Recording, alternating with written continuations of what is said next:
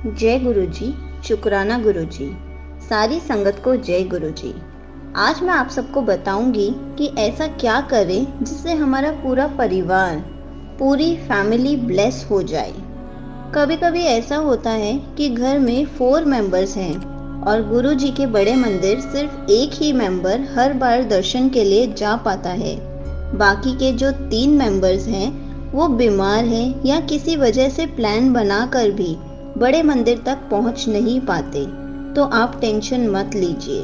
गुरुजी का कहना है घर का एक मेंबर भी बड़े मंदिर आ जाता है तो भी मैं पूरे परिवार को, पूरी फैमिली को ब्लेस्ड कर देता हूँ। उनके घर बैठे बैठे उनका स्कैन कर देता हूँ और उनको जिस भी चीज़ की नीड होती है उनको वो दे देता हूँ।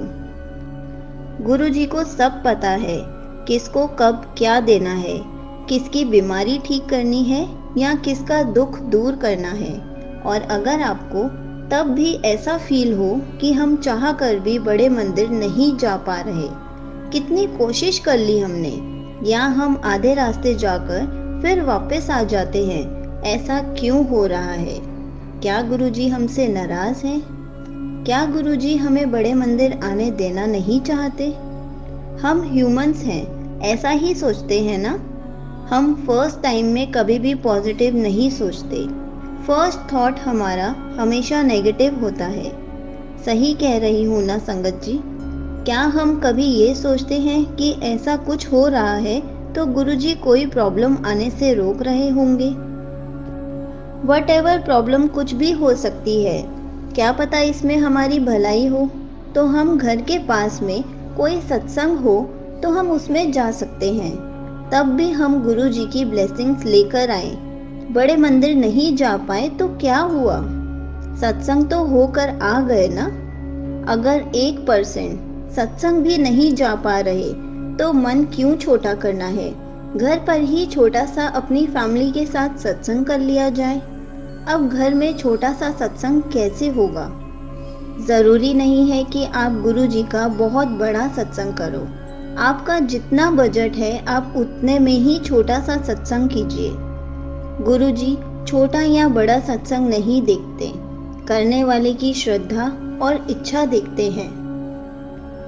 सबसे पहले आपको गुरुजी के बैठने के लिए एक सीट चाहिए, जो आप नॉर्मली घर में सोफ़ा या चेयर होता है उसे यूज़ कर सकते हैं। हमें चेयर या सोफ़े के लिए एक न्यू कपड़ा चाहिए जो हम चोले के रूप में बिछा सकें। अब जो हम नया कपड़ा चोले के रूप में बिछाएंगे वो हम सूट का कपड़ा भी ले सकते हैं, क्योंकि जब भी हम सत्संग करते हैं हमें हर बार नया कपड़ा लेना होता है। इसलिए इतने सारे चोले इकट्ठे करने से अच्छा है आप सूट का कपड़ा ले लीजिए और कुछ टाइम बाद उसे अपने लिए स्टिच करा लीजिए, ताकि आप गुरुजी का ब्लेस किया हुआ सूट पहन पाएँ और गुरुजी के चोले ढेर सारे इकट्ठे एक जगह बंद करके ना रखने पड़े। और उसके बाद सोफे या चेयर की दोनों साइड पर 2 पिलो लगाने हैं, ताकि गुरुजी कंफर्टेबल होकर बैठ सके। उन पिलो पर भी नया कवर चढ़ाना है। ये हो गया गुरुजी के बैठने का इंतज़ाम। अब हमें गुरुजी के चरण के लिए एक गद्दी या एक स्टूल लगाना है, जिस पर गुरुजी अपने चरण रखेंगे, और उस पर भी हमें नया कपड़ा बिछाना है।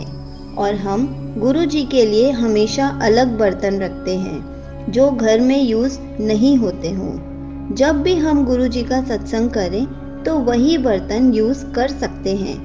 गुरुजी के बर्तन हमेशा अलग रखने चाहिए। रूल्स के हिसाब से सत्संग 2 घंटे का होना चाहिए, तो हमें उस हिसाब से प्लेलिस्ट पहले से ही तैयार करके रख लेनी चाहिए, ताकि जब भी आप सत्संग करो वो प्लेलिस्ट प्ले कर सको। सबसे पहले हम वेलकम बैंड रखते हैं, फिर एक ओंकार, फिर शबद गुरबानी और एंड में शिव जी की आरती, और फिर सत्संग खत्म हो जाता है। सबसे पहले आपने गुरुजी को इनवाइट करना है, तो जिस दिन भी आप सत्संग प्लान कर रहे हो उस दिन सुबह गुरुजी के आगे हाथ जोड़कर उनको इनवाइट कीजिए कि हम आपका सत्संग इतने बजे करेंगे आप सत्संग में ज़रूर आना। मन में ये मत सोचना कि गुरुजी कैसे आएंगे, आप हमें दिखोगे भी या नहीं दिखोगे। बस विश्वास बनाए रखना, डाउट मत करना कि हमें क्यों नहीं दिख रहे हो, वो बहुत अच्छे से दर्शन देकर जाएंगे। स्टार्ट ऐसे करना कि फ्लावर्स से गुरुजी की एंट्री करवाना, जैसे आप घर की एंट्रेंस गेट से गुरुजी को फ्लावर्स डालते हुए उनका स्वागत कर रहे हो। फिर गुरुजी के लिए जल प्रसाद स्टील के ग्लास में स्टील की कटोरी से ढककर रख दीजिए, जोत जला दीजिए। 10 मिनट के बाद चाय प्रसाद और स्नैक्स भी ढककर ही रखने हैं। 10 से 15 मिनट के बाद रखकर बाकी सब प्रसाद में मिलाकर आप घर के सारे मेंबर्स जो सत्संग में बैठे हैं, सत्संग चलते हुए ही सबको दे दीजिए। और वो प्रसाद ना तो दोबारा गर्म करना है और ना ही वेस्ट करना है, क्योंकि गुरुजी ने प्रसाद में अपनी ब्लेसिंग्स डाली हैं। और अगर हमने प्रसाद में कड़ा प्रसाद बनाना है तो उसे हमें नंगे पैर और सर को ढककर बनाना है, क्योंकि कहा जाता है कड़ा प्रसाद कभी भी चप्पल पहनकर या बिना सर ढके नहीं बनाना चाहिए। और बनाते वक्त जय गुरुजी या वाहे गुरुजी या मंत्र जाप जपते हुए बनाना चाहिए। तो अपने आप प्रसाद इतना टेस्टी और ब्लेस्ड बनता है कि गुरुजी उसमें डबल ब्लेसिंग्स डाल देते हैं। वो प्रसाद भी ढककर गुरुजी के आगे रखना है। और अगर आप गुरुजी के लिए लंगर प्रसाद बनाते हो तो प्लेट में ढककर गुरुजी के आगे रख दीजिए।